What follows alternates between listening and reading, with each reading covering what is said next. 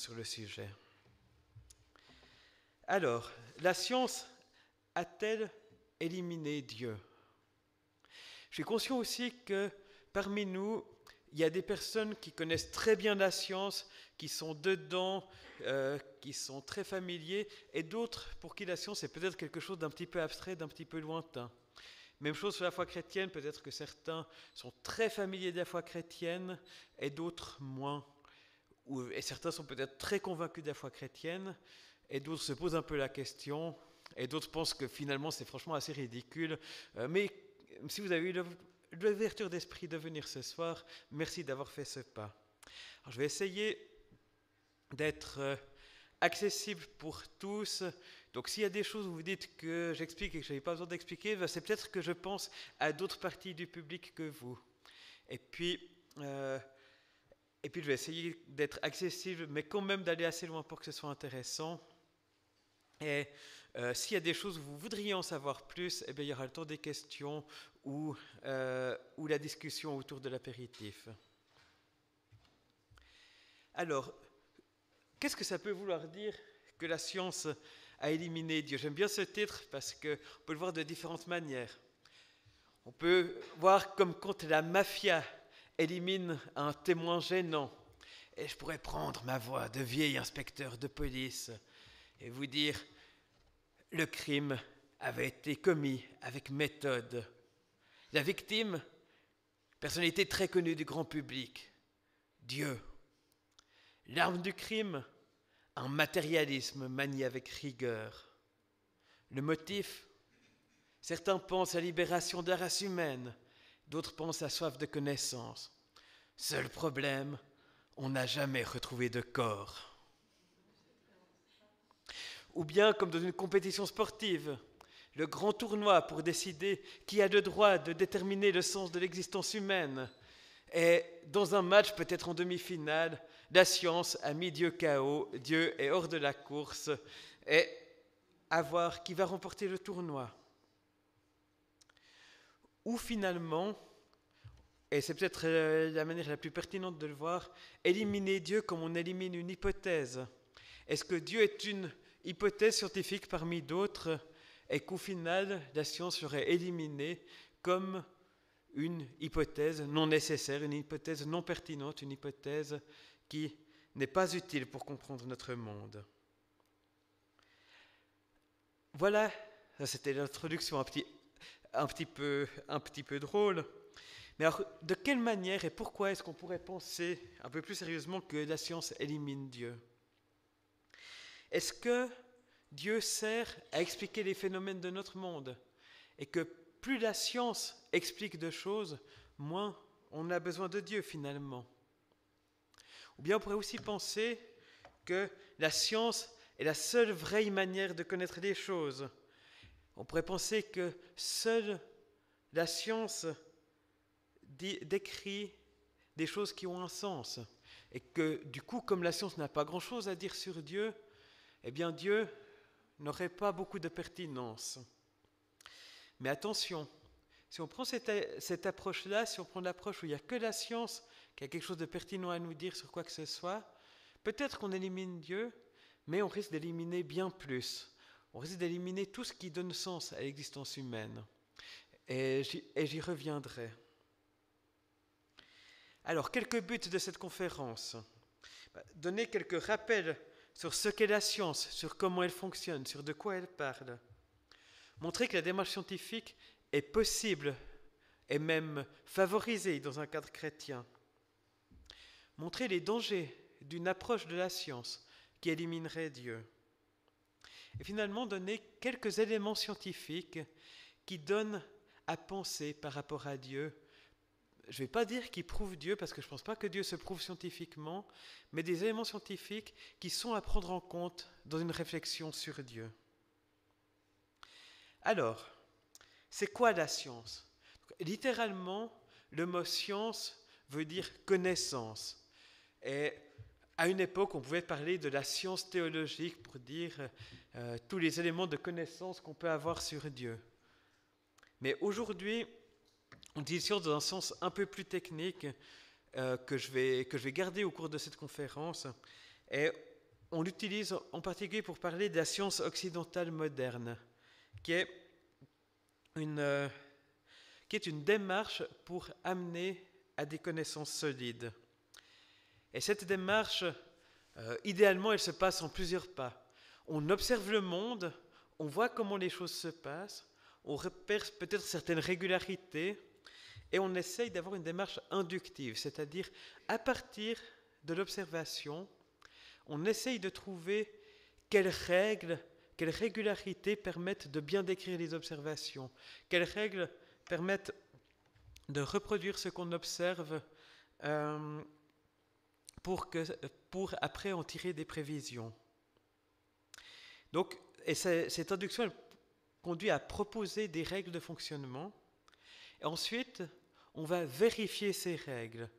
Est-ce que ce que je calcule avec mes règles scientifiques, ça me permet de prédire les choses telles qu'elles se passent vraiment dans le monde? Ça me permet de prédire des nouvelles choses de manière à ce que ça fonctionne. Et puis, la science a aussi un besoin, un critère de répétabilité.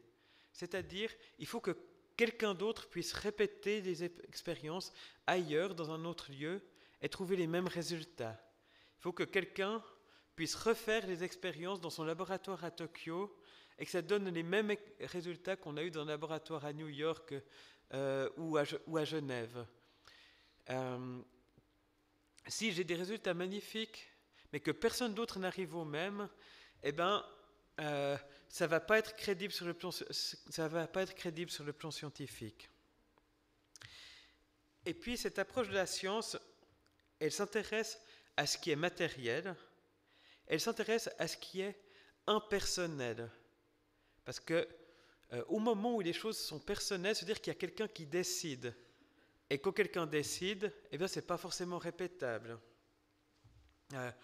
Pour prendre un exemple de ce qui serait personnel, une approche où on dit l'eau coule dans la rivière selon le bon vouloir de la fille des sources, ça c'est une approche personnelle. Ou bien la foudre tombe parce qu'il y a Thor qui décide quand est-ce que la foudre va tomber quelque part. Ça c'est aussi une approche personnelle et on ne peut pas faire de la science avec ça parce qu'on ne peut pas mettre des règles sur quand Thor va faire tomber la foudre quelque part ou pas. Donc, pour bien faire de la science, on se concentre sur ce qui peut fonctionner avec une approche impersonnelle, une approche un peu mécanique, on peut dire.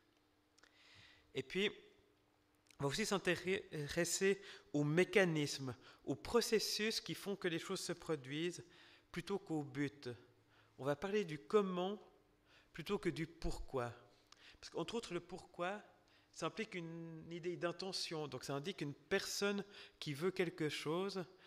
Et ça, c'est difficile à gérer avec la science. Donc la science se concentre sur le comment et sur les processus. Et puis, je souligne un aspect de méthode, ce qu'on appelle le matérialisme méthodologique, c'est-à-dire on va chercher que des explications matérielles. Et qu'est-ce qui est matériel ? C'est ce qu'on peut observer avec nos 5 sens, c'est ce qu'on peut toucher, c'est ce qu'on peut finalement décrire aussi par le biais de lois scientifiques. Bon, là, je fais peut-être un petit peu une tautologie, mais ça va ensemble. Et il y a l'idée que les explications surnaturelles n'aident pas à comprendre le fonctionnement du monde. Parce que justement, si je sais que la foudre tombe selon le bon vouloir de Thor ou de Zeus, je ne vais pas chercher à mieux comprendre les frottements électrostatiques, l'électromagnétisme, les nuages, les orages et tout ça. Et le matérialisme méthodologique, comme son nom l'indique, c'est un choix de méthode. On décide de quelle manière on va s'intéresser au monde. Ce n'est pas nécessairement un choix sur la vérité, sur qu'est-ce qui existe et qu'est-ce qui n'existe pas, mais on choisit une méthode parce qu'on pense qu'elle va porter du fruit. L'image d'illustration que je vous ai mise sur le slide, c'est ce qu'on appelle un coronographe. Ça permet d'étudier la couronne du Soleil. La couronne, c'est ce qui se passe proche de la surface du Soleil, mais déjà, c'est ce qui n'est déjà plus la surface du Soleil, mais dans une zone proche. Et le coronographe, c'est c'est un cercle noir qui va permettre d'obscurcir tout le soleil pour pouvoir observer ce qui se passe à la surface. Le coronographe, c'est une méthode pour étudier la couronne. Quand on utilise un coronographe, ça ne veut pas dire qu'on pense que le soleil n'existe pas. Ça ne veut pas dire qu'on pense que le soleil n'est pas important. Ça veut juste dire que pour bien observer la couronne, on a besoin de pouvoir faire abstraction du soleil. Et de la même manière, tant que le matérialisme est un choix méthodologique, c'est un choix de faire abstraction de certaines choses pour mieux en observer d'autres. Puis je voudrais aussi souligner que la science telle qu'on la pratique et le matérialisme méthodologique sont possibles dans un cadre chrétien, et je dirais même qu'ils ont émergé dans un cadre chrétien. La science occidentale, elle est née, on va dire, après la Renaissance en Europe occidentale, dans un cadre de pensée qui était encore essentiellement chrétien, avec des présupposés, une manière de voir le monde qui était chrétienne. Et je dirais même que le cadre chrétien, le cadre théiste, avec un Dieu créateur, il est favorable à la science telle qu'on la connaît aujourd'hui. Si je prends des contre-exemples, dans certains lieux, on a encore une approche du monde qui est animiste, c'est-à-dire on pense que chaque objet, chaque être du monde a une âme, que l'arbre pousse parce que l'âme de l'arbre lui dit de pousser, que la mer est agitée parce que l'âme de la mer est en colère, etc. C'est un monde où tout est personnel. Et dans ce monde-là, du coup, on ne peut pas faire de la science, d'une part, parce qu'on a une explication personnelle pour tout ce qui se passe, d'autre part, parce qu'on a peur de fâcher les âmes qui sont présentes dans le monde. Et il y a un peu le même problème avec le panthéisme, où on a quelque chose qu'on appelle Dieu, qui est en quelque sorte l'âme du monde, et où le monde entier est Dieu, tout est dans Dieu, et Dieu est dans tout. Là aussi, on a tout de suite des explications personnelles pour tout, et on a peur de fâcher le Dieu qui est le monde entier en l'étudiant. Vous avez un polythéisme comme dans la Grèce ou la Rome antique, et vous avez un Dieu différent pour chaque domaine. Et ça, c'est pas pratique pour la science. Par exemple, une grande avancée de la loi de la gravitation de Newton, c'était d'avoir la même loi qui peut expliquer pourquoi une pomme tombe sur Terre et pourquoi la Lune tourne autour de la Terre et la Terre autour du Soleil, et ainsi de suite. Mais si vous êtes polythéiste, vous attendez pas à trouver une loi comme ça. Parce que si vous avez un Dieu qui gère la croissance des plantes et des arbres, un autre Dieu qui gère les étoiles, un autre Dieu qui gère la mer, un autre Dieu qui gère le ciel, et ainsi de suite, vous attendez à ce que chacun mette ses règles comme il l'entend et qu'il n'y ait pas d'explication qui vaille pour tout. Alors, si par contre vous avez un matérialisme pur qui dit qu'il n'y a que la matière qui existe, là, le cerveau humain est vu comme le fruit de l'évolution et de rien d'autre. Ça veut dire que notre cerveau a été sélectionné pour permettre la survie, la nourriture, la reproduction de l'être humain. Mais dans les échelles de temps où l'évolution était à l'œuvre, ce qui était important pour l'être humain, c'était de savoir chasser le mammouth et trouver des fruits dans la forêt, en gros. Et donc notre cerveau aurait été sélectionné pour ça. Et du coup, il n'aurait pas été sélectionné pour faire des mathématiques, de la physique quantique, de la chimie. Il n'aurait pas été fonctionné pour travailler sur des concepts abstraits, etc., etc. Et donc là, ça pose la question, est-ce qu'on a un cerveau qui est un outil adapté pour faire de la science, pour comprendre le monde et pour aller plus loin que ce qui nous permet de gagner notre nourriture dans le monde naturel? Dans un théisme chrétien, par contre, le monde a été fait par un créateur, et ce créateur est un être rationnel, intelligent, et qui crée l'être humain à son image, de telle manière que l'être humain est lui aussi rationnel et intelligent, et où il y a même une parenté entre le fonctionnement du raisonnement humain et l'intelligence du Dieu créateur. Et ça nous donne bon espoir que notre cerveau puisse comprendre quelque chose dans ce monde. Et puis, on a aussi un Dieu créateur qui est distinct du monde qu'il crée. Il y a Dieu et il y a le monde. Le monde peut être étudié pour lui-même parce que le monde n'est pas Dieu et que Dieu lui a fixé des règles et on peut lui faire confiance que ces règles vont tenir, mais le monde n'est pas le corps de Dieu et le monde n'est pas, le monde n'est pas non plus le petit orteil de Dieu que Dieu remue selon son bon plaisir. Le monde est extérieur à Dieu, donc il peut être l'objet d'une étude pour lui-même, d'une étude à part. Et puis, on devrait aussi souligner que beaucoup de grands scientifiques dans l'histoire de la science ont été et sont encore des chrétiens. Et ce sont des chrétiens qui ont pratiqué leur science, entre autres, pour la gloire de Dieu, pour chercher à mieux comprendre ce que Dieu a fait et pour mieux lui rendre grâce, pour s'émerveiller de ce que Dieu a fait, de la beauté du monde, de sa complexité et de son harmonie. Et plusieurs des scientifiques que je cite ci-après citent explicitement la gloire de Dieu et l'émerveillement devant la beauté de la création comme motivation dans leurs recherches. Pour donner quelques noms, Blaise Pascal, qui a beaucoup travaillé en mathématiques, sur la théorie des probabilités notamment, c'était aussi un philosophe, c'était aussi quelqu'un qui avait pour projet d'écrire une grande défense de la foi chrétienne pour convaincre les gens de la foi chrétienne. Accessoirement, il a aussi inventé des transports publics, l'idée d'avoir un véhicule qui fait un parcours toujours le même et puis qu'on peut prendre à différents endroits en payant quelque chose pour monter dedans. Leibniz a été un grand astronome, a aussi inventé le calcul intégral et différentiel. Ceux qui ont fait assez de maths comprennent de quoi il s'agit, les autres, je ne vais pas vous embêter trop avec ça. Planck a été un des pères fondateurs de la physique quantique.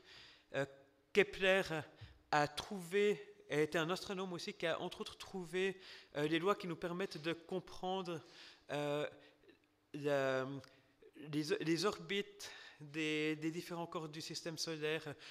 Pourquoi est-ce qu'ils mettent tant de temps pour parcourir leur orbite, quelle forme ça a, etc. Newton, très connu comme inventeur de la théorie de la gravité qui porte son nom, il a aussi inventé le calcul intégral. Disons, il y a un petit peu une querelle entre les tenants de Newton et les tenants de Leibniz sur qui l'a fait en premier, est-ce qu'il y en a un qui a copié sur l'autre, etc. Maxwell, qui a été le père de l'électromagnétisme, l'abbé Lemaître, qui a fondé la théorie du Big Bang par ses calculs mathématiques.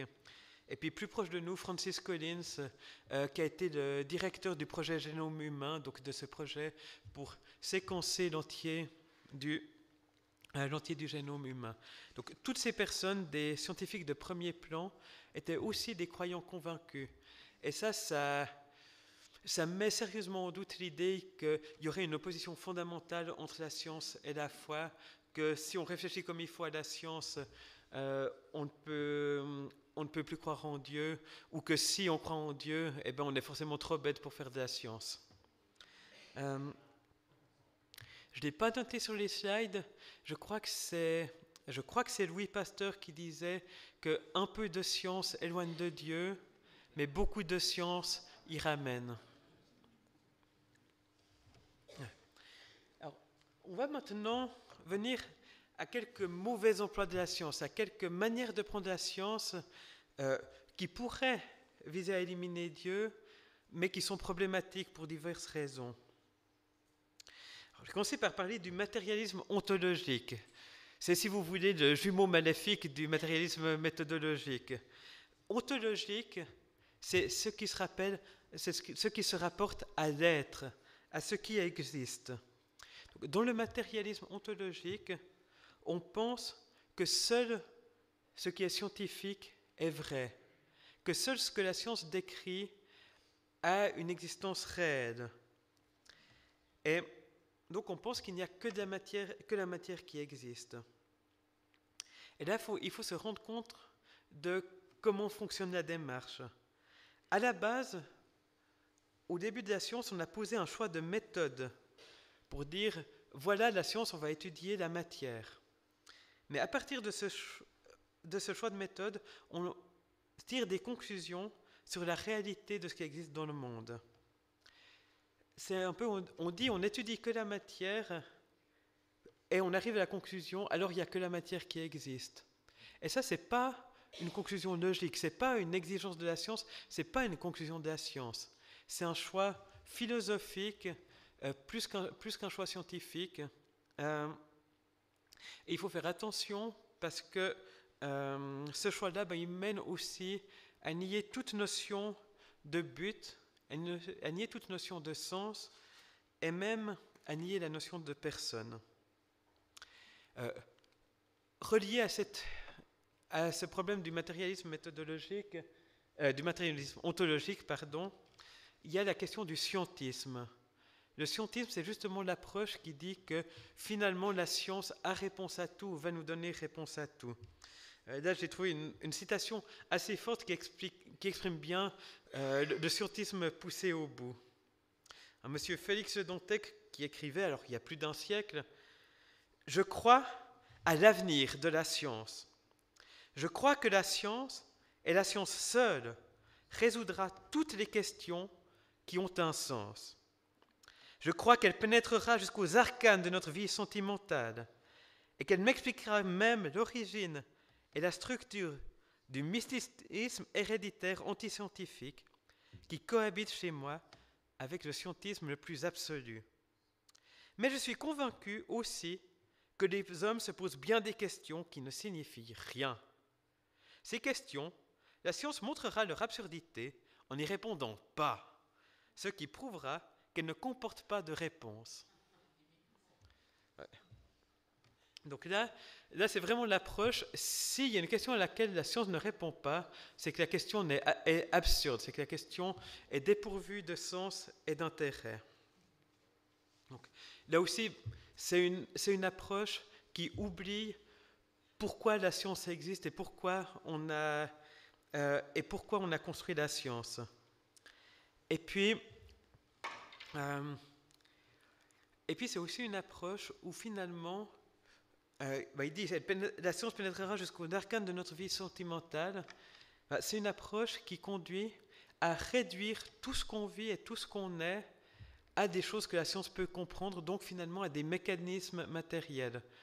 Donc ça conduit à dire que tout ce qu'on ressent, tout ce qu'on décide, n'est finalement que le produit d'un mécanisme matériel.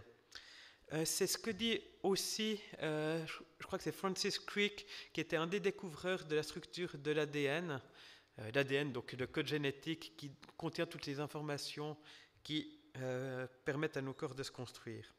Et Crick écrivait « Vous, vos joies et vos peines, vos souvenirs et vos ambitions, le sens que vous avez de votre identité et de votre libre arbitre ne sont rien de plus que le comportement d'un vaste assemblage de cellules nerveuses et des molécules qui y sont associées. » Donc c'est de dire, tout ce qu'on ressent, tout ce qu'on pense, tout ce qu'on espère, c'est juste un mécanisme, des rouages qui tournent dans notre cerveau et qui produisent ça. Et quelque part, notre impression de faire des choix ne serait alors qu'une illusion produite par ces mécanismes. Alors là, il y a un problème avec le rien de plus que. Tous nos neurones, toutes les molécules de notre cerveau, c'est des réalités, ils sont là. Et puis, si on brûle tout mon corps, il reste rien de moi sur cette terre. Mais ça ne veut pas dire que tout ce qu'on est se réduit aux composants de notre corps matériel. Et puis, nous, tels que nous sommes, c'est un fait que nous avons des motivations, des buts, des sentiments, des espoirs. Les sciences dures ne s'y intéressent pas parce que c'est des éléments personnels et que les sciences dures ne sont pas faites pour parler de ça. Mais ça ne veut pas dire qu'ils n'existent pas. Ça veut dire qu'il faut les approcher avec d'autres approches, avec de la philosophie, avec de la psychologie, avec de la foi, pourquoi pas. Un petit peu dans le même sens, une citation de Freud, le fondateur de la psychanalyse. Alors, ce n'est pas particulièrement pertinent que ce soit Freud, parce que ce n'est pas en soi un scientifique aux sciences dures, mais ce qu'il dit là est illustratif de où on arrive si on prend trop cette approche qui veut du rationnel et de l'objectif à tout prix. Freud écrivait « Quand on commence à se poser des questions portant sur le sens de la vie et de la mort, on est malade, car tout ceci n'existe pas de manière objective. » Donc là, il dit tout ce qui est une question de sens, ça n'existe pas d'une manière objective et du coup, ça ne vaut pas la peine d'y réfléchir. Qu'est-ce que ça veut dire ? La notion d'objectivité, c'est la notion de quelque chose où on peut tous regarder et tous voir la même chose. Et typiquement, une mesure sur la force de gravité, eh bien, on peut tous refaire la même mesure et arriver au même résultat, donc on a quelque chose d'objectif. Sur une question du sens de la vie, pour le moment, en tout cas, on n'est pas arrivé au moment où l'humanité tout entière peut se demander quel est le sens de la vie, arriver à la même réponse. Donc, il y a des éléments subjectifs, il y a des éléments où on se positionne en tant que personne. Maintenant, Freud dit, si ce n'est pas quelque chose sur lequel on peut avoir un regard objectif, c'est quelque chose qui n'existe pas réellement, et donc, on est déjà un petit peu malade dans sa tête si on commence à y réfléchir. Je ne sais pas pour vous, mais je trouve ça assez réducteur et je trouve, en fait, si on prend cette approche, si on dit il n'y a que l'objectif, donc que le scientifique qui est vrai, eh bien on arrive à une vie qui est drôlement pauvre, on arrive à devoir se regarder comme des machines. Alors maintenant, regardons un petit peu ce qui se passe avec Dieu dans ces approches de la science. En fait, la science peut éliminer ce qu'on appelle un Dieu bouche-trou, ou en anglais, on dit un God of the gaps, c'est-à-dire un Dieu qui nous sert à expliquer tout ce qu'on ne comprend pas encore de manière scientifique. C'est un Dieu qui est finalement au même niveau que notre monde, qui se trouve quelque part dans notre monde, et puis plus on augmente notre connaissance du monde sans trouver Dieu dedans, moins il y a de place pour Dieu. Si vous dites je ne comprends pas pourquoi les planètes tournent, donc c'est qu'il y a un ange pour les pousser. Si vous dites je ne comprends pas pourquoi la Terre est ronde, donc c'est que Dieu l'a formée comme ça. Si vous dites je ne comprends pas comment un être humain peut se développer dans le ventre d'une femme, donc c'est Dieu qui le façonne et il n'y a pas besoin de réfléchir plus. Eh bien, effectivement, plus la science avance, moins vous auriez besoin de ce Dieu-là. Mais je ne crois pas que c'est de ce Dieu-là que la Bible nous parle. Je ne crois pas que c'est ce Dieu-là qui s'est révélé. La Bible nous parle d'un Dieu créateur, un Dieu qui est au-delà de ce monde. En termes techniques, philosophiques, on parle d'un Dieu transcendant, un Dieu qui n'est pas un élément de ce monde pour faire fonctionner ce monde, mais qui est hors de ce monde, au-delà de ce monde, mais qui lui a donné son cadre. Si je prends un exemple, un parallèle, on peut parler du lien entre un auteur et son livre. Là, j'ai pris l'exemple du célèbre George Martin qui a écrit Game of Thrones. Peut-être que j'en choque en prenant cet exemple-là, mais c'est quelqu'un de connu. Si vous lisez ces livres, à aucun moment il y a une action dans le récit qui est faite par l'auteur, qui est faite par George Martin. Et si vous interrogez un des personnages du livre et que vous lui demandez qui est George R. Martin, il va vous dire « Je n'en ai absolument aucune idée, je ne sais pas qui c'est. » Et dans son histoire, tout ce qui se produit à cause de causes qui sont internes à l'histoire. D'ailleurs, les bons romans sont comme ça. si vous lisez un roman et que vous devez vous dire à un moment, ah là ça se passe parce que l'auteur a décidé que ça se passait comme ça, mais il n'y a aucune raison dans l'histoire que les choses arrivent, ben vous dites que l'auteur n'a pas très bien travaillé, que ce n'est pas une histoire très intéressante. Et pourtant, d'un autre côté, vous pouvez dire que chaque chose qui se passe dans le livre se passe parce que l'auteur l'a décidé. Et de la même manière, Dieu est un créateur qui a fait du bon travail, donc l'essentiel des choses qui se passent dans ce monde est explicable avec des causes internes à ce monde. Et en même temps, il peut y avoir, et je crois qu'il y a, un créateur qui a décidé de chacune des caractéristiques de notre monde et qui conduit aussi ce qui s'y passe. Mais Dieu n'agit pas contre les lois naturelles qu'il a lui-même mis en place. Il peut très bien agir avec et au travers de ces lois. Alors, c'est le moment de dire quelques mots sur les cas particuliers que sont les miracles. Les miracles, c'est des choses qui se passent par la volonté de Dieu au-delà des causalités naturelles. C'est des moments où Dieu a décidé que quelque chose se passe pas comme normal, pas en fonction des lois de la nature. Dans l'absolu, s'il y a un Dieu créateur et qu'il a mis en place les lois de la nature, il a la liberté de passer au-delà et puis de faire autre chose.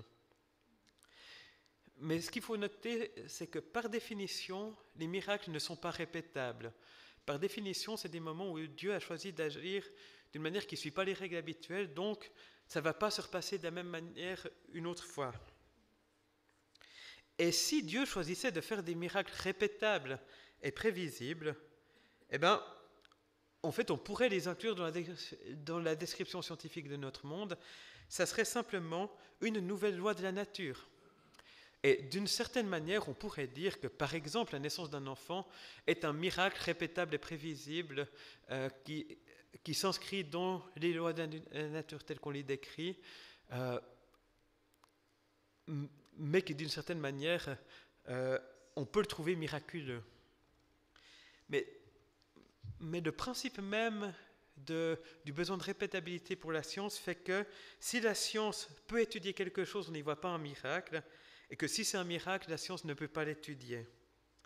Donc ça veut dire que la science ne peut pas étudier les miracles, que les sciences ne sont pas du champ de la science, mais que la science ne peut pas non plus exclure les miracles parce qu'ils ne sont pas dans la catégorie des événements que la science peut étudier. Et puis, comme je disais juste avant, Dieu peut agir aussi bien par les lois naturelles que contre les lois naturelles. Si Dieu a décidé que je dois pouvoir traverser le Rhône à tel endroit demain à 15h15, eh bien, il peut tout aussi bien me donner la capacité de marcher sur l'eau pendant ce temps-là qu'avoir prévu que des ingénieurs construisent un pont en 1970 et qu'ils soient encore là au moment où j'ai besoin de traverser le Rhône, ou prévoir que quelqu'un soit là avec un bateau à moteur disposé à me faire traverser. Et Dieu n'est pas moins à l'œuvre quand il utilise les lois naturelles que quand il passe outre. Donc après, c'est finalement un choix de Dieu de quand est-ce qu'il va faire un miracle. Et peut-être que Dieu fait plus des miracles parce que ça va nous communiquer quelque chose de spécial que parce qu'il a besoin de faire un miracle pour arriver à ses buts. Voilà. Dans tout ça, ce que je voudrais souligner, c'est qu'il y a des choses qui dépassent la science. Que les questions les plus fondamentales sur la vie, sur le sens, sur le but, sur l'amour, sur la foi, c'est toutes des questions qui sont au-delà du champ de la science. Ça ne veut pas dire que c'est des mauvaises questions, ça veut dire que c'est des questions qu'il faut approcher autrement. Et la question de Dieu n'est pas une hypothèse que la science pourrait tester. Ça veut dire que chacun va devoir se positionner sur ces questions de manière personnelle, avec son expérience de vie, avec un regard sur le monde, avec des discussions, avec des réflexions, avec une recherche. Et l'élément personnel ne peut pas être supprimé de ces questions-là. Par contre, ce n'est pas non plus de faire abstraction des questions scientifiques et des réalités scientifiques. Partout où la science nous donne un regard juste et un regard vrai, où elle est dans son domaine, elle nous donne un regard sur la réalité du monde, et on veut que nos réponses sur la vie et sur le sens soient conformes à la réalité. Donc il faut tenir compte des réalités scientifiques, mais ne pas s'y limiter, ne pas penser qu'une fois qu'on a regardé ce que la science disait, plus rien d'autre de pertinent ne peut être dit. Et je voudrais maintenant venir à quelques observations scientifiques ou quelques éléments d'histoire des sciences qui ouvrent à la question de Dieu. Premier élément, c'est ce que j'appelle l'intelligibilité du monde, c'est-à-dire le fait qu'on peut comprendre le monde, le fait qu'on arrive à faire justement de la science, à comprendre comment le monde se passe. Une première chose que ça demande, c'est que les lois naturelles soient stables, c'est-à-dire que la loi qui vaut aujourd'hui vaille encore demain. Et ça, fort heureusement, c'est le cas. On n'a pas forcément de raison a priori de penser que ça va être le cas dans le monde. On pourrait avoir un monde chaotique, où tout change tout le temps, où il n'y a pas de règles durables. Mais à ce moment-là, on serait bien emprunté pour en tirer du sens, pour en faire des prévisions, et pour faire quoi que ce soit de scientifique ou de théologique. Et puis, une deuxième chose qui nous aide beaucoup, c'est que les mathématiques fonctionnent très bien pour décrire le monde. C'était relevé par Eugène Wigner, qui était un prix Nobel de physique, qui disait « Le miracle de l'adéquation du langage des mathématiques à la formulation des lois de la physique est un don merveilleux que nous ne comprenons et ne méritons pas. » Les mathématiques, ça se passe dans un monde abstrait de raisonnement, mais les outils que les mathématiciens construisent ont très souvent fini par servir à décrire des phénomènes physiques, mais des fois 200 ans après qu'un mathématicien dans sa cave ait construit un modèle mathématique qui avait aucune base dans la réalité, mais qui va servir à décrire la réalité. Et à l'inverse, je vous parlais du processus observation, induction, on déduit des lois et après on vérifie.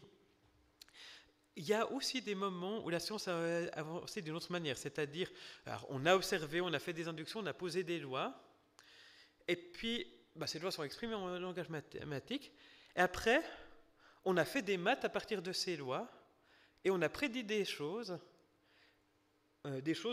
on n'avait aucune observation pour y croire, mais nos maths nous les ont fait prédire, et par la suite on les a observées. Un exemple, c'est le positron, donc qui est la particule opposée à l'électron. C'est un monsieur Dirac qui posait des équations d'électromagnétisme, je crois d'électromagnétisme quantique. Et puis, dans ces équations, il a vu qu'il y avait une solution positive et aussi une solution négative en miroir de l'autre. Et à ce moment-là, on ne connaissait que des électrons, on n'avait aucune idée d'une antiparticule.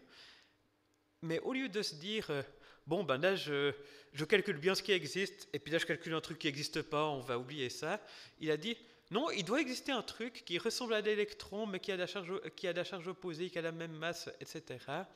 Et puis quelques années plus tard, on en a réellement détecté. Mais ça veut dire qu'il y a un lien entre le monde matériel et le monde des mathématiques, et le monde des idées. Et ce n'est pas du tout une évidence, parce que, on pourrait voir les maths comme une pure émanation de notre cerveau, de processus qui se passent à l'interne, mais alors il n'y a pas de raison que nos maths qui sortent de notre cerveau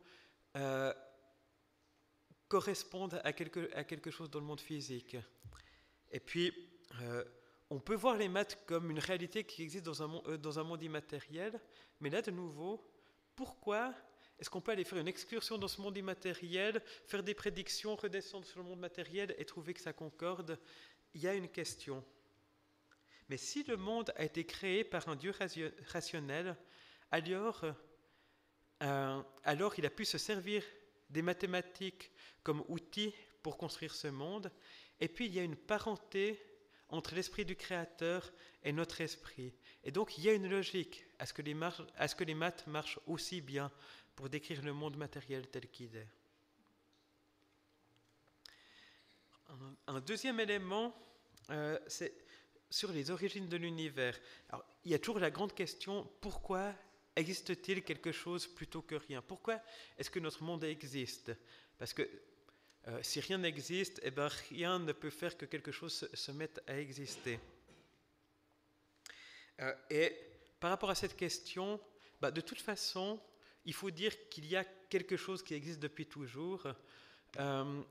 Les deux grandes catégories d'hypothèses, c'est soit il y a Dieu, un être éternel qui existe parce que ça fait partie de son être même d'exister, soit il faut dire que le monde existe depuis toujours avec des règles qui après permettent que des choses évoluent. Et pendant longtemps, l'hypothèse raisonnable dont la plupart des scientifiques partaient, c'était que le monde était éternel. Je pense pour l'essentiel du 19e siècle et jusqu'au début du 20e siècle, c'était ce que tous les scientifiques pensaient normal. Et puis parler d'un début au monde, ça aurait été vu comme quelque chose de ridicule, comme quelque chose, voilà, que les religions enseignaient, mais que nous, scientifiques rationnels, on pouvait pas croire ça. Et puis, quand l'abbé Lemaître a proposé sa théorie du Big Bang, c'est quelque chose que les scientifiques ont largement refusé parce que ça ressemblait beaucoup trop au récit chrétien de la création. D'ailleurs, c'est un autre exemple d'emploi des mathématiques. Lemaître, il a pris les équations de la relativité générale d'Einstein et puis il a dit, regardez, il y a une solution qui marche très bien avec un univers qui commence en un petit point concentré. Et puis, je crois qu'Einstein avait dit, après avoir lu l'article de Lemaître, qu'il n'y avait pas de faute dans ses mathématiques, mais que son intuition physique était horrible, donc que les maths étaient justes, mais que ça ne pouvait pas être vrai. Et puis finalement, cette hypothèse du Big Bang a été prouvée par deux choses. D'une part, on a observé que dans l'univers, plus les galaxies sont loin de nous, plus elles s'éloignent vite de nous. Donc si on rembobine la bobine, ça veut dire que tout vient d'un point commun. Et puis d'autre part, on a aussi observé le rayonnement de fond cosmologique qui est une trace du Big Bang, qui est la lumière qui reste de l'époque où le monde était tellement dense que la lumière ne pouvait pas la traverser.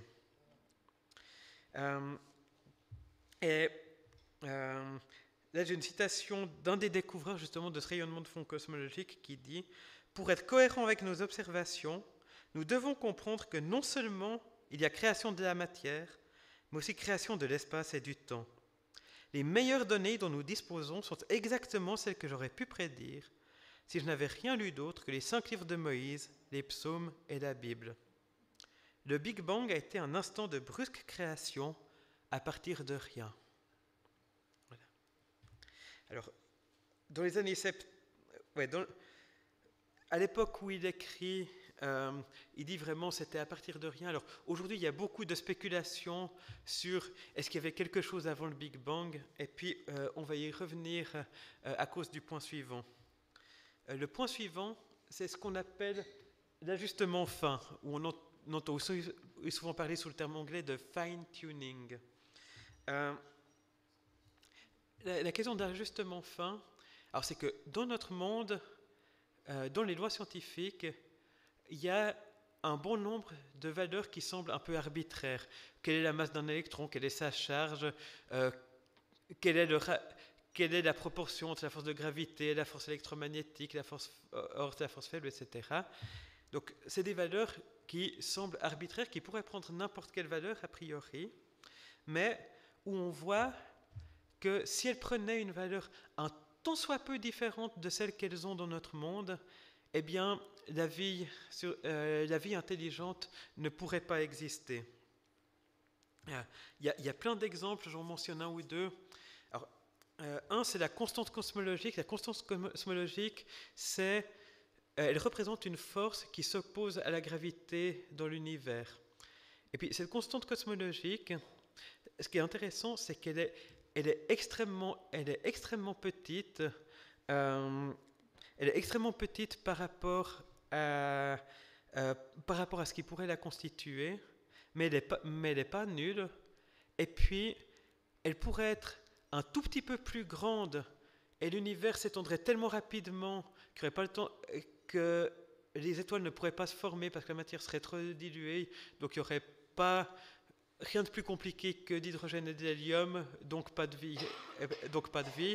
Si c'était un tout petit peu plus faible, eh bien l'univers se ramasserait sur lui-même en un temps trop court pour permettre l'apparition d'une vie intelligente. Et puis, ce côté où elle est très petite par rapport à ses constituants est très précise. C'est un petit peu comme si vous preniez la masse de tout l'étain qui existe sur la Terre, vous soustrayez la masse de toutes les baleines bleues et vous trouvez la masse exacte de Donald Trump. C'est quelque chose d'extrêmement improbable et d'un petit peu invraisemblable. Un autre exemple, c'est la fusion de l'hélium en carbone. Donc, l'hélium, c'est le deuxième constituant le plus simple de la matière après l'hydrogène. Et puis, dans les étoiles, ils fusionnent pour donner du carbone. Mais quand on a commencé à réfléchir à comment se faisait cette fusion, on arrivait à la conclusion qu'en fait, elle devrait pas être possible. Parce que pour faire du carbone, il faut rassembler 3 noyaux d'hélium. Mais si vous rassemblez 2 noyaux d'hélium, vous avez un noyau de beryllium qui est hyper instable, qui dure vraiment pas longtemps. Et donc, ça ne devrait pas permettre à ce que du carbone se forme en grande quantité. Sauf que il y a, alors là c'est un petit peu technique, il y a quelque chose qu'on appelle une résonance du noyau de carbone qui fait que qui rend beaucoup plus facile l'ajout d'un 3e noyau d'hélium aux 2 qui se sont déjà rencontrés et qui fait que le carbone arrive à se former. Or, le carbone, c'est un des composants essentiels à la vie. Et puis, ce mécanisme est tellement nécessaire que un astronome du nom de Hoyle, qui faisait ses calculs sur la fusion, est arrivé à la conclusion que s'il n'y avait pas cette résonance, ce n'était pas possible. Donc il est allé dans le laboratoire, il leur a dit « Cherchez une résonance de l'atome de carbone dans cette gamme d'énergie ». Au début, les gens lui ont dit « Non mais sérieux, sérieux, tu veux qu'on cherche ça juste sur la base de ton calcul abstrait ?» Puis finalement, quelqu'un a cherché et a trouvé parce que c'était nécessaire. Et vous changez un tout petit peu une des constantes fondamentales de notre monde, et bien la résonance n'est pas là où il faut pour que ça fonctionne. Voilà. Je ne vais pas aller plus loin dans les exemples là-dessus.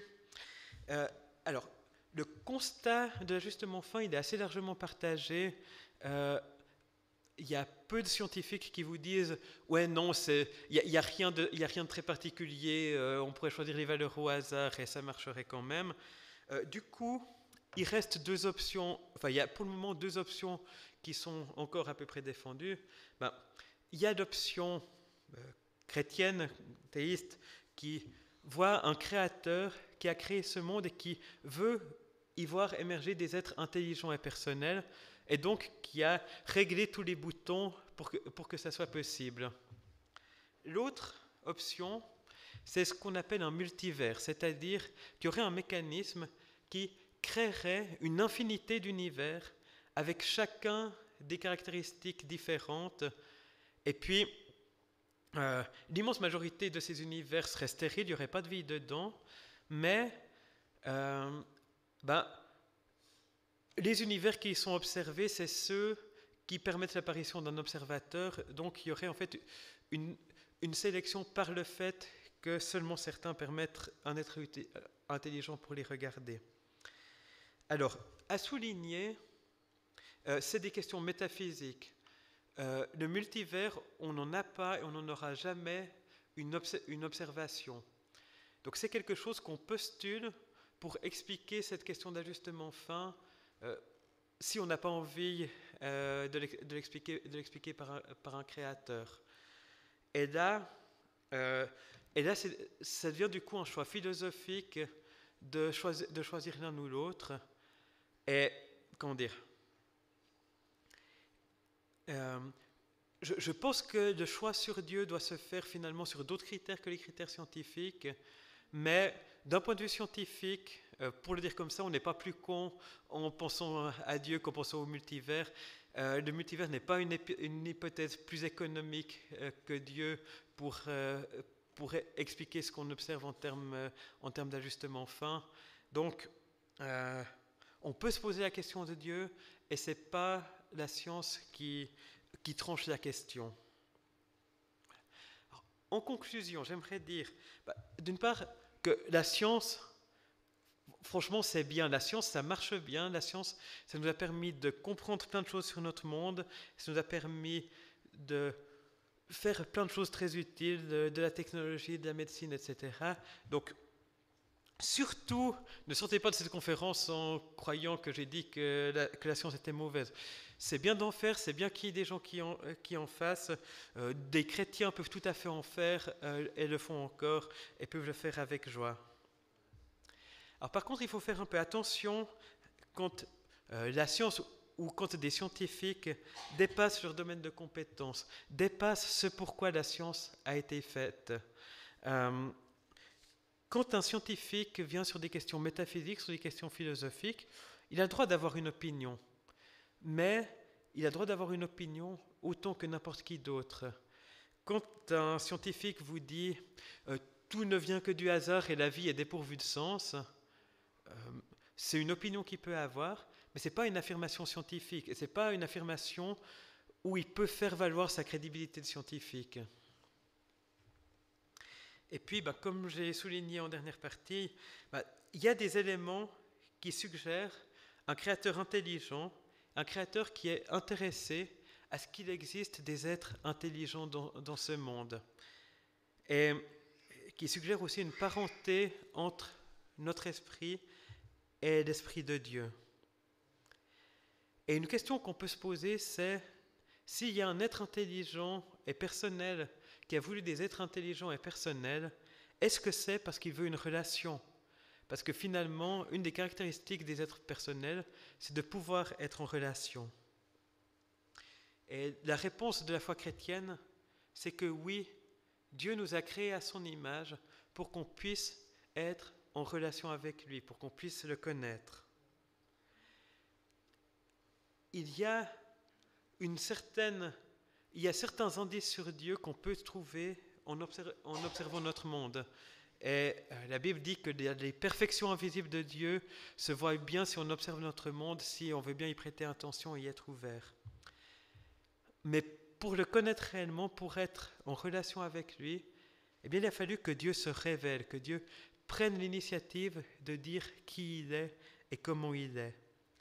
Et même plus que ça, Dieu est entré dans l'histoire. Je vous ai dit, l'auteur est extérieur à l'histoire qu'il écrit, sauf s'il décide de devenir lui-même un personnage de son histoire. Et c'est ce que Dieu a fait en Jésus de Nazareth.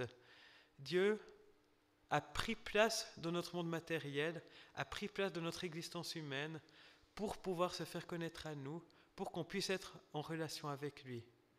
Et c'est pour ça que des chrétiens existent aujourd'hui, c'est pour ça qu'il y a des gens qui se retrouvent dans des églises. Alors, je ne vais pas aller plus loin sur le contenu de la foi chrétienne, parce que ce n'est pas l'élément central pour lequel vous êtes venus avec le titre que j'ai donné, mais c'est pour dire